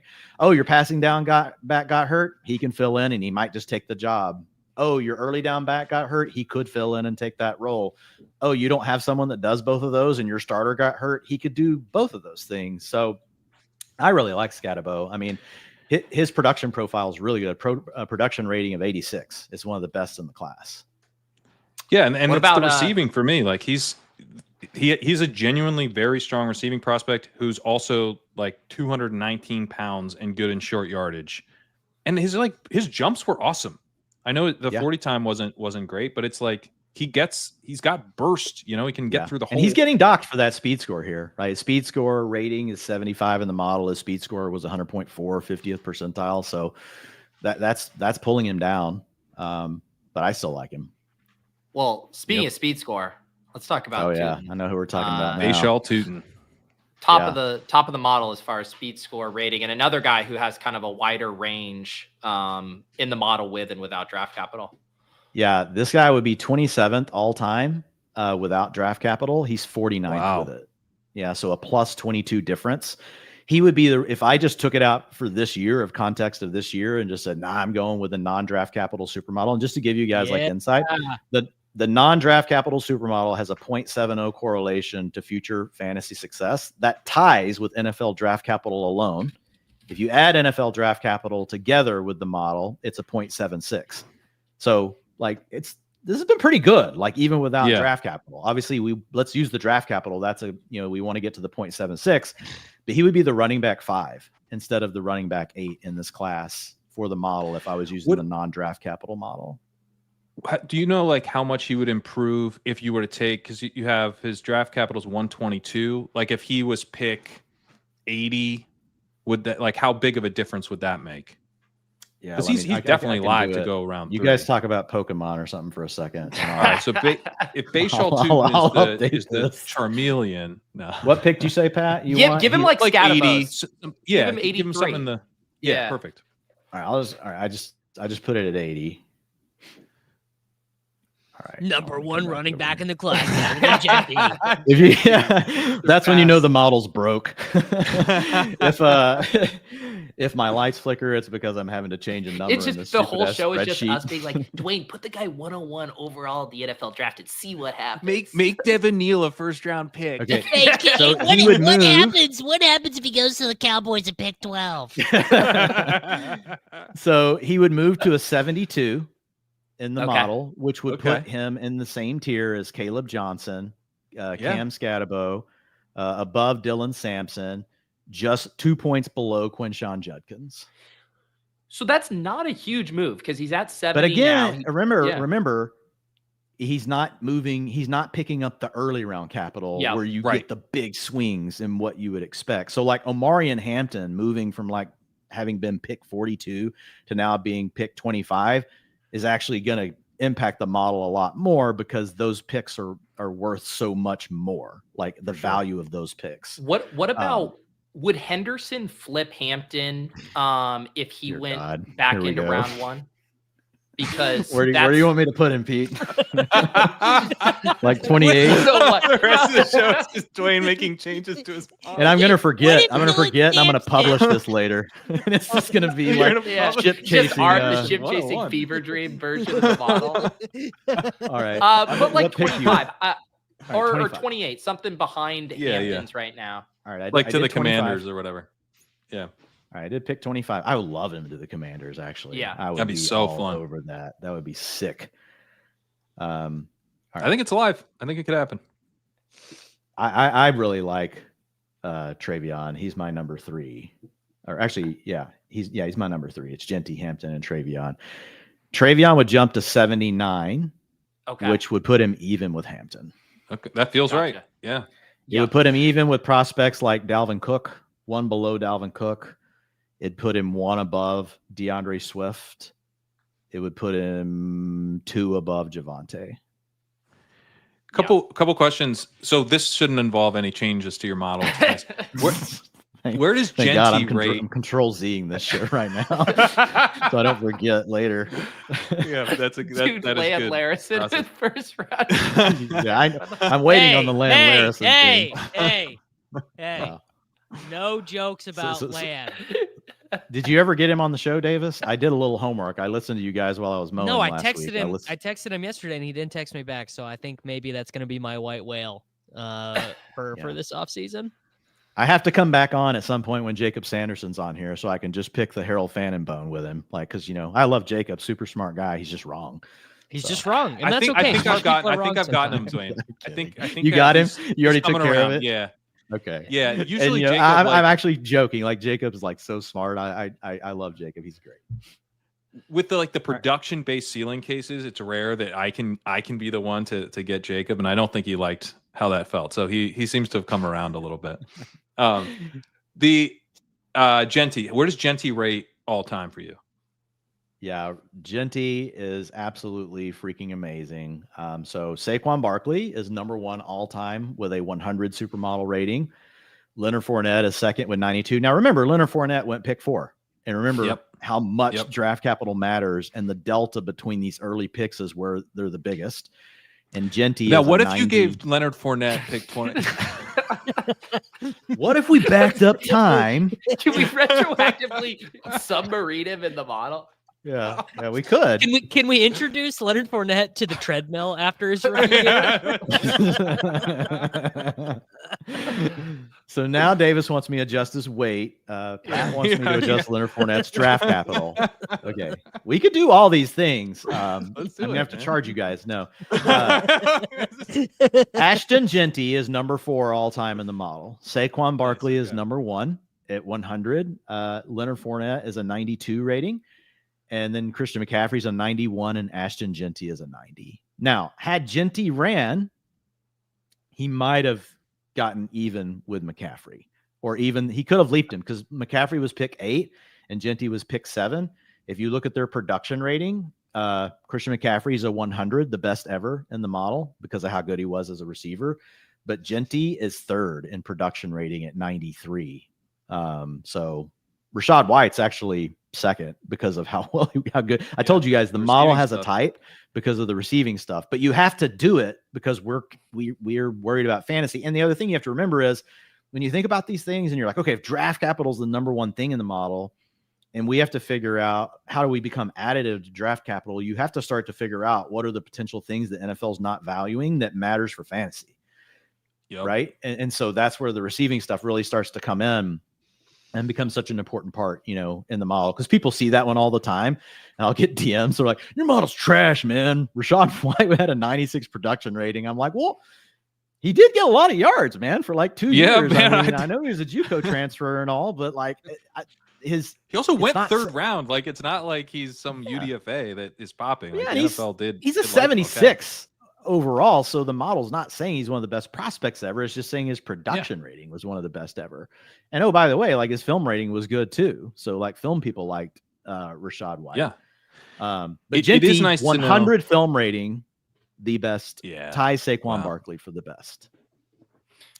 And it is nice to know that if Jeanty goes 4 to the Patriots and they don't have alignment to protect Drake May, that at least he might flip Uncle Lenny in your model. Oh, he would. Can you rerun Jeanty as if he played at Alabama? What would that do to the rating? I technically could. Like, I would have to find the field where I put the word Alabama in, and then the model would recalibrate. Let's do one more here. Polarizing guy, Kaleb Johnson. Oh yeah, that's a good one. Yeah, he's a really polarizing player. Only polarizing to people who won't watch the GD film. If they watch the film, they would know. Start systemizing your process, Davis, and we'll talk. We'll get Davis. If you will systemize your process and you will get a grading criteria, we'll test you and see if you can make it into the model's model. Film rating on the shoulders of Lance Zierlein and Davis Maddox. I want Davis to have a time card though. I want to see him punch in and punch out on this temp because it's all Kaleb Johnson and Devin Neal. He was like, how does DJ Giddens look like? It's every guy takes me about 4 minutes and 30 seconds because that's how long Tom's productions. You were like an NFL front office should hire you. You were so much more efficient than like their scouting department right now. Easy, simple. What is your suggested YouTube right now? It's just other Devin Neal videos. It's mostly it's Giddens, Harvey, Kaleb Johnson, and then Sam Sulik videos. That's all that ever shows up. So Davis is gonna hate this. The two people that the model likes the least versus draft capital are Kaleb Johnson and Devin Neal. Now, throw it out. Already, Sorry, I know it's complete trash. Everyone has to know Thor has already screamed at me about both of these. Thor Number one, Kaleb Thor is a Johnson. rock chalk Jayhawk, truther, which is really where, let's be honest, that I tell Thor, that's where the Devin Neal thing's coming in. And then Kaleb Johnson's the other guy that he really does like. So Kaleb Johnson in the non-draft capital version of the model, -23 versus where he shows up in the draft capital version, right? So it's a pretty big drop. Like with draft capital, he's the 37th best prospect, that we've seen. But without it, he's the 60th. And again, a lot of this really does come back to, like, if you look at where he's sitting and you look at like the things that the model is ultimately, dinging him for, it does come down to some of this stuff, as, a receiver, right? So if you look at him, his best RIPTA in the percentile on that 38th percentile, like that hurts him. If you look at his career adjusted yards per team attempt, which you guys know how that works, you double receiving yards versus rushing yards. but it also accounts for the schedule and all the other stuff we talked about for receivers.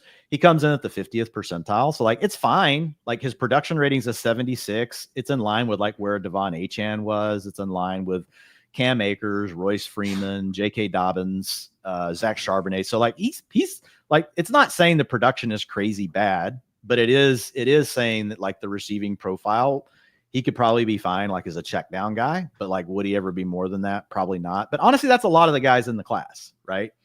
The other thing, like when you look at the model and what's going on with him is the film grade for him for Lance wasn't as good. So when Lance watched his 4.5 minutes of film for Kaleb Johnson Davis, he found him to not be quite like as good as you. He gave him a film grade of 77, which is still not terrible, but it's not in the range of what you would normally expect for players that are going to go in his range of the draft. Typically they're 80s. And so that 77, while it may not seem a lot, is pulling him down. Now, having said all of that, he still grades out as a 72 in the rookie supermodel. And so like the thing again that I talked about earlier, like the bigger thing on these players is finding groups of players and like looking at their hit rates. So he's in the same group for me. He's tier 3 running back 2 prospects. Quinshawn Judkins is in this group. Kaleb Johnson, is in this group. And it's really just those two in the tier. But if you look at his comps, 89% of them went on to have a running back 3 finish in their first 3 years. 56% were top 24 running backs. And 33% of them still got to top 12. So while it doesn't like him quite as much as some of the other guys we just talked about, it doesn't see it as being, I don't want people to walk away thinking that the model hates Kaleb Johnson. It is saying that his draft capital is pushing him up, and that he's like, if the model without draft capital were assigning him where he should go in the draft, it would say that he should be an end of round 2, early round 3 pick. So in like last year, he would have been what, like the running back 3 in the class? He's a victim of the strong class. Yeah. Yeah. I have been wondering if he actually falls in the draft to maybe 3rd round, which would be more in line with that film grade. It seems like his, like as far as draft buzz, he peaked a little earlier and it's like cooled off some. But can I ask about Dylan Sampson, who's to me like, I just like not that excited about Sampson, but the draft capital and kind of like a floor of like, I think the NFL likes him enough to where I'm not like terrified about what post-draft life looks like with the Dylan Sampson position. Yep. There's lots of guys who I'm more intrigued by after him that, I am worried about what the floor looks like. But like Giddens, Harvey, Neal, those guys, Tuten for sure, like those guys, if they are 3rd rounders, I want them over Sampson, even assuming Sampson's also a 3rd rounder, but I'm just like more worried about the floor. Thoughts? I guess I'm now getting back to asking you to adjust draft capital for guys like Giddens and Harvey. But that's, Dylan Sampson, like production, not good, a 67, right? And so his career adjusted yards per team attempt, 1.3 is in the 38th percentile. Not good, right? If you look at him, as a receiver, his best target share was 7%. His best RIPTA, which is the thing the model uses, 23rd percentile. So really bad production profile. Did play obviously like with Jalen Wright, and you got some things going on there. The model gives him a little bit of credit for that. What's carrying Dylan Sampson in the model? He has an 85 film rating. It's really good. So when you look at where he's going to go in the draft, you look at that film rating. So essentially what the model is saying about Dylan Sampson is the model sees things about him, and Lance sees things about him in his film that haven't necessarily played out yet at the college level, but there's this untapped upside that could now like take place in the NFL game. And so those kind of players, like they're kind of tricky, like to really think about how like you're going to comp them and how you're going to, work through like your thoughts around them. But let me see if I can find it real quick. Oops, I just saw Devin Neal. He's way down the list, Davis. Sampson, I think I wrote this up. I'm looking for it. Time to learn just bombs, buddy. Yeah, man, I know. So Lance talked about, his feel for time, spacing, blocking, like that's his calling card. He talks about his short yardage chops, despite like not big size. He comped him to Brian Westbrook. And Lance is not one of these guys that will just throw out like the comp that will get someone to come visit. Like he's kind of stingy with giving a player a good comp. Like you'll go read about a guy. I'll read sometimes Lance's profile on a guy and I'm like, this dude's freaking awesome. And then I'll read the comp and it's like some crappy dude. And I'm like, oh, like, so he's pretty stingy, with that stuff. And I can't find this thing. I wrote this up somewhere else, but it was essentially looking for players that had this kind of drastic delta between their production score and their film score, like in the history of the supermodel. And I put together a list of examples, but sorry, bad job by me on the show here. But the list was okay. Like there were guys that were hits, but it was obviously we're getting later, in the draft here. So like if you look at Dylan Sampson, hit rates for a top 36 finish based on his comps in the model, 53% of the time. 40% of them went on to be running back twos, 20% top 12, 13% were top 6 performers in their first 3 years. His comps were DeAndre Swift, Javonte Williams, Darius Geis, and then Alvin Kamara. Nice. So, dang. That's the name. So those are actually the guys. I knew I had this here, so I wrote it. Sampson's an intriguing prospect because it's difficult to find players with a strong film rating like this combined with such a lackluster production rating. And so I listed the players where it was at least 19 points apart between those two components, and that was the list. Nice. So these guys made it despite not having production, but he like hit huge in film. He's someone I probably wouldn't have been as into a couple years ago, but I'm just like, he's going to get drafted. Like and by drafted, I mean, I think he goes day 2. I would be really surprised if he fell past like early round 4. So he's in that range where it's like, he shows up this summer, plays well. He's going to earn a role over the course of the season. And there's guys I like where I'm like, I don't know. Even Tuten. I'm not that sure list Tuten I gave you is a round 4 pick. And even that list of comps I gave you, like the caveat is all those guys had higher production ratings than Sampson. So while their 19-point difference, like, is the main thing I was filtering on, like DeAndre Swift, Javonte Williams, Darius Geis, and Alvin Kamara were all more productive than Dylan Sampson in college, right? So this isn't like this perfect one-for-one kind of thing. But the point being is that we have seen these players, right, that had that kind of delta and where it was more, where the grade was more reliant on film, and they did come through. Well, Dwain, if people want to dig in further to the supermodel, obviously all up on Fantasy Life. You guys got to see a peel back on the curtain there. Some of those features are paywall that you can get access to with a Fantasy Life premium subscription, but also the full set of articles from Dwain kind of breaking down these players is also up on the site. You can search for that or go to Dwain's author page to find those. But anything else that people should keep an eye out for, Dwain, here in the coming days? Yeah, they can check out the articles. They're all free. We also did full shows, me and Ian Harditz, and did some with Thor where we covered each group, and we walked through everything. So some players maybe we didn't cover today, but I would say for the draft, right now we're switching towards we're about to be in the draft. So what's going to happen is as the draft's unfolding, I'll be basically the ship chasing bitch, and I'll be in the background updating these people's actual draft capital so that it'll update on the site, and so that people will have that live information. The other thing that will be hitting really quickly as soon as the draft is done, I'll be writing up my rookie ranks on Sunday. That'll be published on Monday, and obviously the supermodel will be a huge part of that. So all the changes in the supermodel based on draft capital and stuff like that, if you're waiting for written word, and that article will not be paywalled, it'll be free. So those things will be coming. Awesome. Looking forward to that. Make sure you guys check out the Thor 500 as well. We got to about 14 players today. So if you're looking for, 486 more, you're good. You guys are looking for something to help you do content. Thor can help you go for a long time. Yeah, go find out how generous Thor is with his player comps compared to Zerline there. Pat, what do you got going on Leg Up?